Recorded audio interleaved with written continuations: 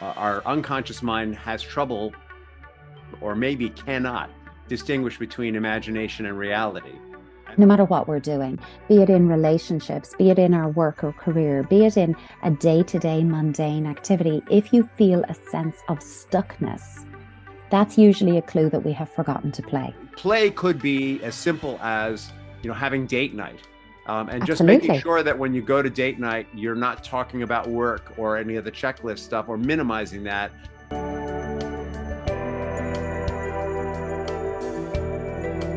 Welcome to another episode of Rich in Relationship. And today we're going to talk about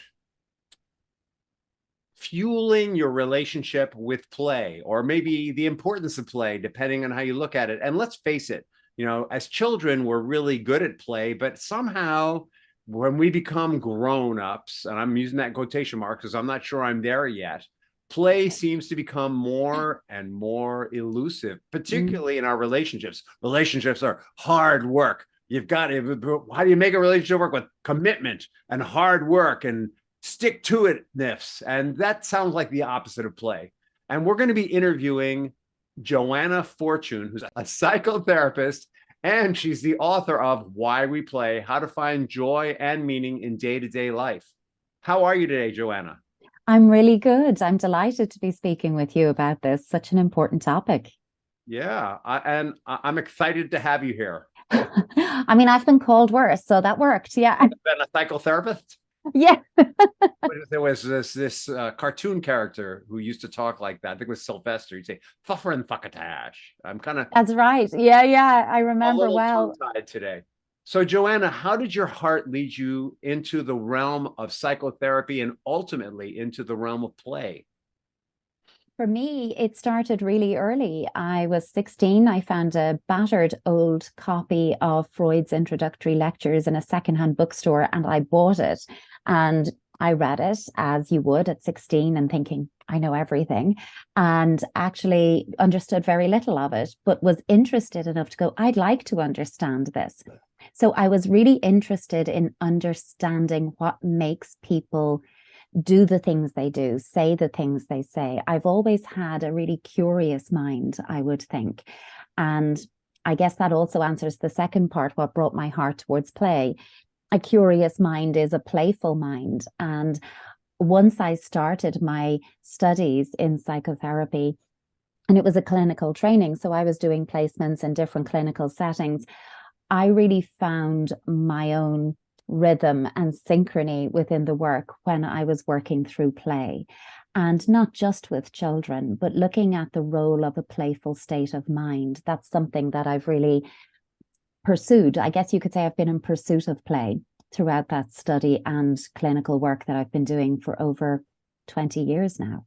Sweet. I love it. I love In Pursuit of Play. That's your next book. In Pursuit of Play. Yes. Okay. You've heard it here first. Maybe it's mine. I'll steal it and write it really quick. Yeah. Or you can get to it. Because that's not how we roll over here. We don't steal it. Oh no, never. Though mimicry is a high form of praise. I will say that. I've heard that rumor. Yeah. All right. So relationship and play. First, why don't we, you said that curiosity is the basis of play. Yeah. I'm curious. There you go. What is play really? How do I distinguish play from all the other stuff that we do? No, you're absolutely right. And I think especially in Western society, we've tended to relegate play to the realm of childhood. That's what children do. It's child stuff. And of course, it's really important for children to play. Play, in fact, is the language of children. But our need to play and the benefits psychosocially, emotionally, relationally that we will draw from play, that doesn't end when childhood ends. It doesn't end when life becomes more serious, like you said, in our grown-up lives. It changes and it evolves, but it continues. So for me, it came down to that very restricted definition that we have of what play is: a box of toys sitting in the corner of a room or scattered all over the floor of a room, and actually moving away from that and thinking play isn't the toys. They're props that fuel play, but play is something else. Play is a state of mind and it's a way of being. And it really, I was reminded of this, recently. My own child had a homework assignment from school where she had to find out what her parents played with in, and I quote, the olden days. So I didn't, take that too personally at all. And she came home saying, so what did you play in the olden days? And in talking about what we played, what came up very strongly in those stories was not what I played, but who I played with. And it reminded me that that's the essence of play. It's a relational experience. And if we can hang on to that piece, of course it has relevance in our lives right throughout the trajectory of our lives. You mind if I cut this up into two pieces? No problem. Mind if I play with this a little? Play with it. Go for it. So as you're speaking, it strikes me that there are people who play very well on their own, and there are people who play very well with others, and then there are people who can do both. And a lot of the work that I do with people actually is in the realm of imagination. And what's really interesting about that is the studies show that our unconscious mind has trouble, or maybe cannot, distinguish between imagination and reality. And so there's a lot to be said about play and the relationship between play and imagination, and playing on our own and playing with others. So why don't we start with what's the value of, if play and relationship and playing on our own are all things, what's the relationship we're developing with ourselves when we're playing with ourselves? That sounds so wrong. When we're at play with ourselves. The judgment-free zone. Absolutely. I don't want the audience's mind to run away with them. When we're at play with ourselves, what's No, I think that's a really important question, and it's one of the things that I do explore in detail in this book is self-directed play, other-directed play, and the different forms of our play tendencies, our play patterns. These are things, there isn't a whole lot of research out there about play in our adult lives, but the research that is there, be that by Stuart Brown, be it by Renee Proyer, there is plenty of data there. It all points to finding your play personality, establishing your play patterns or tendencies. And for me, that is about going back and reflecting on how we experienced play as children, who played with us, and not only that, who enjoyed us as children, because that is the first clue that we had that we were enjoyable. And it's only by experiencing that we grow up to be capable of joy. In order to enjoy, you have to have been enjoyed. So part of this is about capturing our play histories so that we can understand how we do or do not interact with play in our everyday now lives, so that we can make a plan, a conscious effort to live a more playful future in an informed way. This isn't just about saying, we're just going to blow bubbles. I'm going to have you blow bubbles, but you'll know why you're blowing bubbles and what role that's going to serve. So when we are playing by ourselves, for ourselves, what we're really doing is investing with that personal relationship, that internal piece. That is our relationship to ourselves, that I can understand myself internally so that I can mentalize that experience and also understand how others experience me. I can get a general read from you, from other people, how you might be experiencing me. I take that feedback in, and I'm now able to make an informed choice. Keep speaking the way you are, or change what I'm doing or saying to elicit a different response. I'm able to do that feedback loop by developing a sense of self, and self in relation to others and in the world around us. So it's really that formation of inner working model. Who am I? Who am I in relation to other people? Who am I within this world around me? And finding that sense of self. Play is a fantastic way at helping us to do that. I always think, Rich, in our lives, no matter what we're doing, be it in relationships, be it in our work or career, be it in a day-to-day mundane activity, if you feel a sense of stuckness, that's usually a clue that we have forgotten to play. And if you want to unstick yourself, get playing, do something very simple, in the right here, right now moment. Just take a pen, put it from your dominant hand to your non-dominant hand, take a piece of paper beside you if you had one, close your eyes, and counting back from 15 to 1, just do a scribble and doodle right around that page. Open your eyes, swap the pen back to your dominant hand, and rotate the page 180 degrees, so the other way, in other words. And then you can set a timer if you want to structure this, add in features, extra little bits into your doodle to create order from the disorder, to create structure from the chaos. And it's a quick, simple, playful activity that will help unstick you and get you out of that very up in your head place and pull you down into the now moments in your body. And that's really what this is about. This isn't about saying, here's yet another thing to fit into your busy task-oriented life. Let's create a task called play. Exactly. Yeah, that's the I was thinking opposite. About as you talked about the left hand and the right hand, I was thinking about, I have to say, here's a true confession. I watch a lot of screen product that I believe, based on the content, is geared toward adolescents. Probably because I'm only about 6 years old and I hope to be adolescent. Like when I'm exercising, there's this show I've been watching called All American, which is definitely adolescent candy. But one of the themes in the show that's been really interesting, it's all about American football. An American football player, and he's really serious about winning. He's African American, and the only way he feels he can make his mark is if he becomes an All-American and if he gets into the right college, and he's always want to win. And the recurring theme is, like, when he's most stuck, someone comes in and says, yo, remember what it was like to just play football? And that always unsticks him. So, like, there's this constant tension in here. And I think it's really relevant actually to teens and adolescents, who, like, when I was a teen, we actually were still allowed to play a lot. But now when you go to kindergarten, you pretty much need to know what your major is going to be in college. It's much more directed for these kids.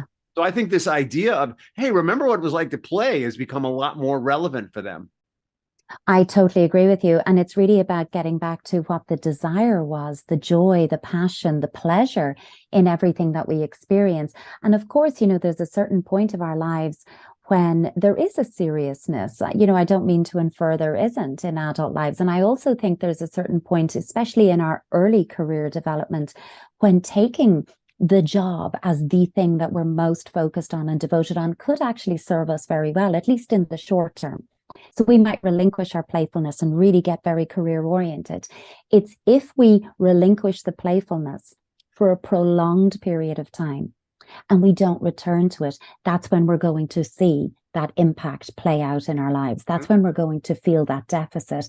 And how it might symptomize itself is that we will lose the passion and the joy in the job. We'll stop enjoying the thing that we were doing. We'll forget what was so enjoyable about it. I guess it is about joy. I mean, I'm thinking about, this is really deep. By the way, this is really deep. I'm thinking about when we approach life, or our relationship is what we're talking about. Let's stick to our relationship. I work with a lot of couples, and when the couples are really meshed in, it's all her fault, it's all his fault. If only she would do this, if only he would do that, they're really serious, right? And they are working on the problem. And what's absent is what brought them together in the first place, which was the pleasure they took in each other, the fun they had together. And I keep thinking about how the best healing for physical sickness is laughter, and so absolutely, when we're in a relationship and we're really, really serious. Listen, Joanna, you don't understand. We have a problem, and it's mostly you, but I'm taking responsibility for my part. There's not a lot of room for play or for laughter or for lightheartedness. And, I know when I approach the world that way, I could become suicidal. Like, if I look at the condition of the world, I mean, let's be honest. If I look at the condition of the world, I almost feel guilty having fun and being playful. How do you balance that out? No, I can relate to so much of that. And I think, play is an essential part of what keeps us connected as adults. And, especially within our intimate partner relationships, not only, it's also true of our adult sibling relationships, our relationships as adult children of aging parents, with our peers, it's always there. But with our intimate partners, it is. And I remember when I wrote my first book, which was part of my 15-minute parenting series, the 0 to 7 years one, in that I actually wrote about, as parents, being playful together and play without intimate agenda. You know, if you're doing the dishes, make it a bit of a sports commentary. You know, Joanna passes the dish to Rich, Rich does it, oh, it's a hit. And you do that whole playful narrative. And I remember being interviewed on that book, and the interviewer saying, so I read that and it made sense. I mean, cognitively, I got it. Yeah, I was like, yeah, that makes sense. I could see where you're going, but I could not do that. I would be cringing doing that. 4 years after that book came out, I'm writing an entire book about play in the life of adults. I think there is a shift in this. I think when people come to us in a clinical setting and they're coming so focused on the problem, I'm here with my problem. I'm here because there's a problem. I need to make sure I really get through to the problem with you. And it's very problem focused. And we have to look at it going, the problem is what brought you here. But there was something else that brought you together long before this problem existed. And it's really about reestablishing that part of what keeps us connected as intimate partners. Where is the playfulness? Like you said, laughter is such a good medicine, because laughter releases, authentic belly laughter really releases that residual tension that we're holding on to within ourselves. And I not dissimilar to yourself, in my work with adults, with parents, with couples, I hear more and more about how even intimate life has become very functional, rushed, task-oriented, because there's kids and there's jobs and there's things to do. Popularized the idea that you should schedule intimate physical, you should schedule sex. Yes. Because then you're making it a priority. And I thought, well, you know, I could see how that works, but he did end up divorcing that woman, by the way, that he was scheduling sex with. Just for the record, you know, that didn't work out so well for them. We don't know what caused that, but yeah. I think what's really important in the scheduling, because scheduling brings up a piece of structure, you know, putting some structure in. We will make sure that we do not overlook this part of our lives. But the trick with structure is that structure is bendable without breaking. It is flexible. It is adaptable. If you become, well, it's Monday at 7 o'clock. This is what we do at Monday at 7 o'clock. Then you've actually dipped out of structure. You're into rigidity. And no fun was found in rigidity. Rigidity exists to kind of tell us not to have fun, just do what you're supposed to do. If we can keep it in the realm of structure where we make a commitment to each other, we will not forget each other this week. We will not forget to pause and connect. How we connect, that we will be flexible and adaptable within, but we will connect. Then we're actually going to prioritize fun, pleasure time, and playfulness between us.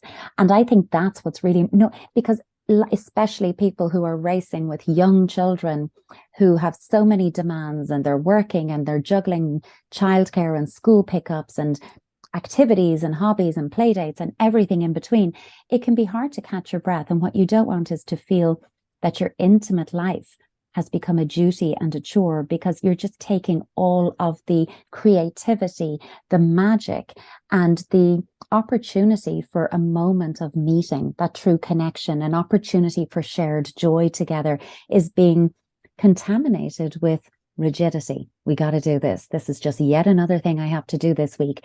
And I really think that, you know, when we're in that kind of, if we can use intimacy in a playful way, we're really investing in aliveness in our relationship. And that's how we find each other. And that's really what it's about. It's the little things. And intimacy, as everyone knows, is broader than sex. You know, intimacy is about connection. And that just brings us back to, if you want to be connected, you want to be playing. And so there's a lot in that. Actually, first, I just want to call out two things.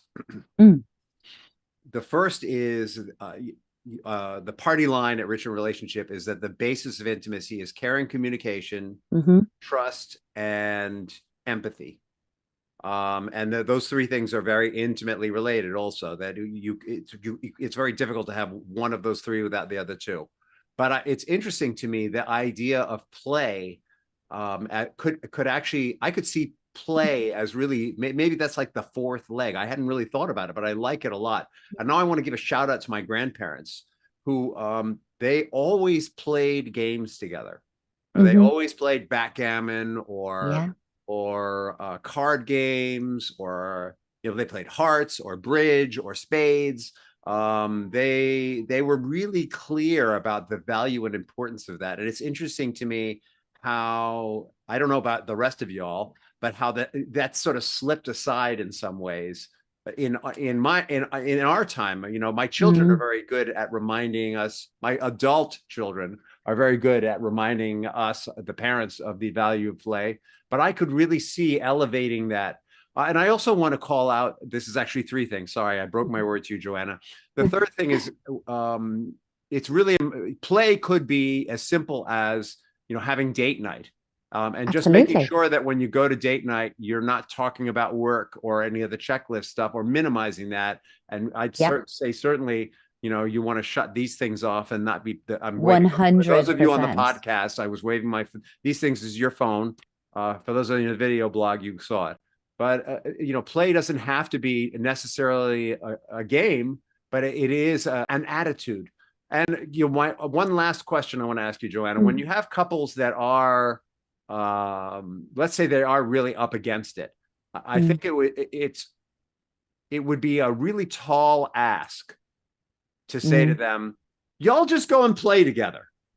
So how would you suggest, if there are couples listening to this who are really enmeshed in some kind of conflict, or they've been conflict avoidant for so long that in either case they're afraid to play, how would you suggest that they sort of ease into this as a practice?